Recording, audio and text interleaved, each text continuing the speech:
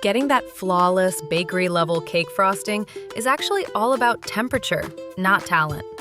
First, you need to stop frosting warm cakes. If your cake is not completely cool, your frosting is going to slide right off and look like a melted mess. Trim the rounded tops off your cakes so they are flat. Wrap them in plastic wrap and throw them in the fridge for a couple of hours.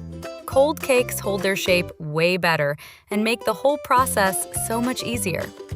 Next, level up your gear. You do not need a whole commercial bakery setup, but an offset spatula, a bench scraper, and a cheap cake turntable will literally change your life. For the frosting itself, stick to buttercream if you are a beginner, because it is the absolute most forgiving.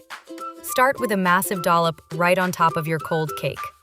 Use your offset spatula to push it outward to the edges, then tackle the sides. Grab that bench scraper, hold it straight up and down against the side of the cake, and just spin the turntable. Do not stress if it looks messy at first. You can always scrape the excess off and build it back up.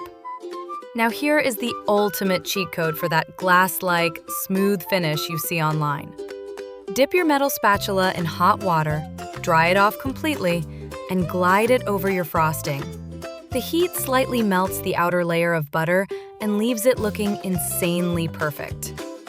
If your frosting is acting up, fix it instead of throwing it out. If it is too stiff and tearing your cake, add a tiny splash of milk. If it is cracking, give it a light mist of water to bring it back to life. Finally, throw the whole finished cake back in the fridge for 30 minutes before you even think about cutting into it. Chilling sets the design and guarantees those clean, sharp slices. Frosting a cake is really just playing with sugar and butter until it looks pretty. So stop stressing over perfection and just start decorating.